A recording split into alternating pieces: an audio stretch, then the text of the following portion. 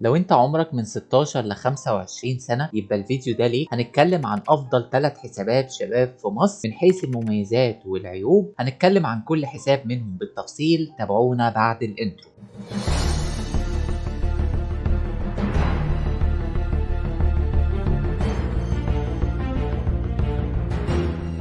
اللهم صل على سيدنا محمد وعلى آله وصحبه وسلم تسليما كثيرا. معاكم أحمد خضر، والنهاردة موضوعنا هو المقارنة بين أفضل 3 حسابات شباب في مصر، والمقارنة هتكون بين بنك مصر والبنك الأهلي وبنك اسكندرية. أول فيزا هنتكلم عنها، ولاحظوا إن أنا قلت كلمة فيزا، هو حساب الشباب اللي هو من نوع بي إم من بنك مصر. كنت اتكلمت عليه في فيديو بالتفصيل، ادخلوا وبصوا عليه بعد ما تشوفوا الفيديو ده. وتاني حاجة معانا حساب توفير المستقبل من البنك الأهلي المصري، وتالت حاجة حساب الشباب اللي هو ياث من بنك اسكندرية. أول نقطة مقارنة بين الثلاث حسابات إن حساب الشباب زي ما قلنا من بنك مصر، أما حساب توفير المستقبل فهو من البنك الأهلي المصري، وحساب الشباب ياث من بنك اسكندرية. نوع البطاقة في الثلاثة فيزا، لكن المشكلة إن في البنك الأهلي أحيانا فيزا مش موجودة، فبتضطر إن أنت تطلع الماستر، وده هينقلنا لنقطة تانية هتكلم عنها بعد كده. بالنسبة لعمر الاستخراج، حساب الشباب بنك مصر من 16 ل 21 سنة، وطبعا في الثلاث حسابات شباب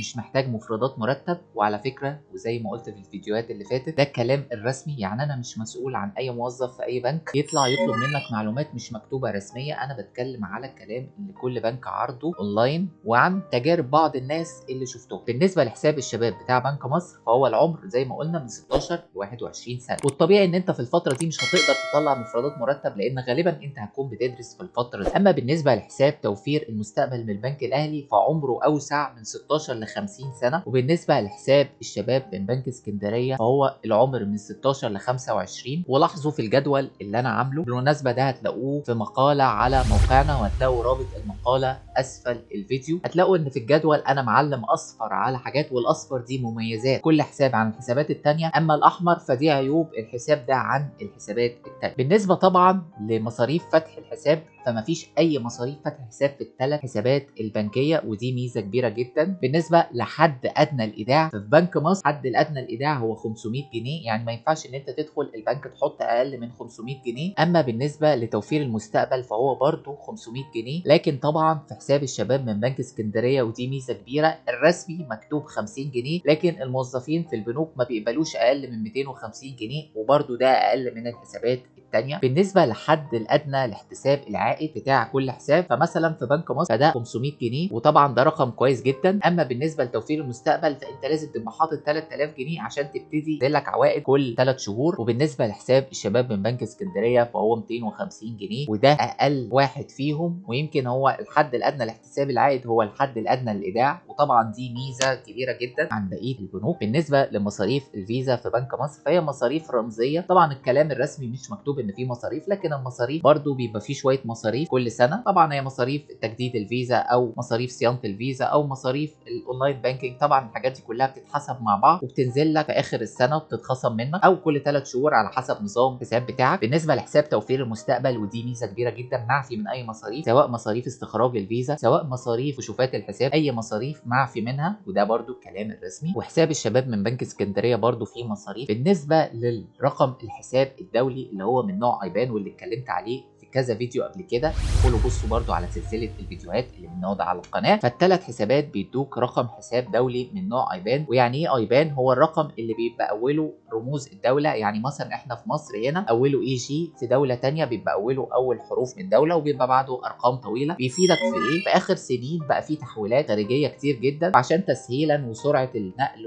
وسرعه تحويل الفلوس والكلام ده كله، قررت معظم البنوك ان هي تعمل رقم دولي اللي هو تبقى اسهل في تحويل الحوالات، بدل ما يكون رقم محلي وتحصل مشكله او تعليق في الحوالات. فطبعا اي حد عنده حساب بنكي بيبقى ليه ايبان، وده حاجه بقت عامه في كل البنوك المصريه او البنوك العالميه طبعا. فالثلاث حسابات دول بيدوك حساب دولي من نوع ايبان. بالنسبه بقى لامكانيه تفعيل باي بال، ولو تفتكروا انا قلت لكم في اول الفيديو على نوع البطاقه، ما قلت لكم هاجي اتكلم على نقطه بعد كده. امكانيه تفعيل الباي بال بالنسبه لحساب الشباب من بنك مصر، طبعا تقدر تفعل بيه الباي بال لانه فيزا مش ماستر كارد. اما بالنسبه لحساب التوفير من من البنك الاهلي المصري. فلو حتى فيزا مش هتقدر تفعل بيه البال، يعني انا قلت الماستر كارد مثلا مش هتقدر تفعل بيها الباي بال، لكن انا زي ما قلت في بدايه الفيديو ان احيانا الفيزا ما بتبقاش موجوده فبتضطر تستخرج الماستر كارد بتاعه. لكن في اخر كام شهر الفيزا بتاعه البنك الاهلي ما بقتش تتقبل في الباي بال، لان بعض الكلام الموظفين داخل البنك قالوا ان البنك الاهلي بيعتبر دلوقتي ان الباي بال جهه غير امنه. والله اعلم، يعني اللي نجح في ربط الباي بال في الفتره الاخيره مع فيزا البنك الاهلي يا ريت يقول لنا. بالنسبه لحساب الشباب من بنك اسكندريه، طبعا من اكتر مميزاته ان انت تقدر تربط بيه الباي بال، واعتقد ان في ناس كتير جدا من اللي بيتفرجوا على الفيديو رابطين حاليا فعلا بيه باي بال. بالنسبه لتفعيل سكريل فللاسف مفيش ولا بطاقه فيهم بتفعل سكريل، يمكن البطاقه الوحيده اللي في مصر حاليا اللي بتفعل سكريل عن تجربه معظم الناس هي الايزي باي، ولو ان برضو في الفتره الاخيره بتحصل فيها مشاكل، لان معظم الناس اللي شغالين سكريل بيبقوا عايزين السكريل عشان مواقع التداول زي السكريل والنتلر والكلام ده كله. بالنسبه لمحفظه الفون كاش المجانيه فحساب الشباب بيديك فعلا محفظه بس بيحاسبك عليها اللي هي البي ام والت. اما بالنسبه لحساب توفير المستقبل مجانيه لمده سنه، يعني انت هتاخد محفظه فون كاش. وايه هي محفظه الفون كاش؟ هي محفظه عامله زي اورنج كاش او فودافون كاش او اتصالات كاش، اللي تقدر تحول فلوس من محفظه لمحفظه، بس بشرط يعني لو هتسجل حسابك على رقم موبايلك مثلا الرقم ده ما يكونش عليه فودافون او اورنج او اتصالات كاش، لازم تبقى محفظه واحده بس. وهو في حساب توفير المستقبل ده مجاني لمده سنه، ودي ميزه كبيره جدا. بعدها بتبتدي يبقى ليك مصاريف سنويه. بالنسبه لحساب الشباب يث ملوش محفظه فون كاش مجانيه. الاسم مدون على البطاقه، طبعا الثلاث بطاقات بيبقى الاسم مدون بتاعك على البطاقه، وده طبعا بيفيدك في حاجات كتير جدا. بالنسبه للامان فطبعا الثلاث بنوك امن من بعض، بيبعت لك رساله او تي بي لو هتعمل اي عمليه شراء من خلال شبكه الانترنت، ودي طبعا من اكتر المميزات. وطبعا من النقط اللي انا ما كتبتهاش بالنسبه لانتشار الفروع، فطبعا يعني الثلاث بنوك منتشرين جدا، بس لو جينا اتكلمنا هنلاقي طبعا البنك الاهلي رقم واحد في انتشار فروعه، وبعد كده بنك مصر، وبعد كده بنك اسكندريه. وده برضو بينقلنا على نقطه تانية ان البنك الاهلي هو تقريبا البنك الاول في مصر. للاسف بتلاقي معظم الفروع زحمه طول الوقت، يجي بعده بنك مصر ويجي ثالث واحد بنك اسكندريه. عشان كده الميزه هنا هتبقى عيب في حاجات تانية. اتمنى ان انا كده اكون غطيت معظم النقط اللي الناس سالوني عليها في الفتره الاخيره، وربنا يعلم انا بحاول اجمع المعلومه من كذا مصدر ومن مصادر موثوقه. ويا ريت لو اول مره تزورنا في القناه ما تنساش تعمل لايك للفيديو واشتراك في القناه،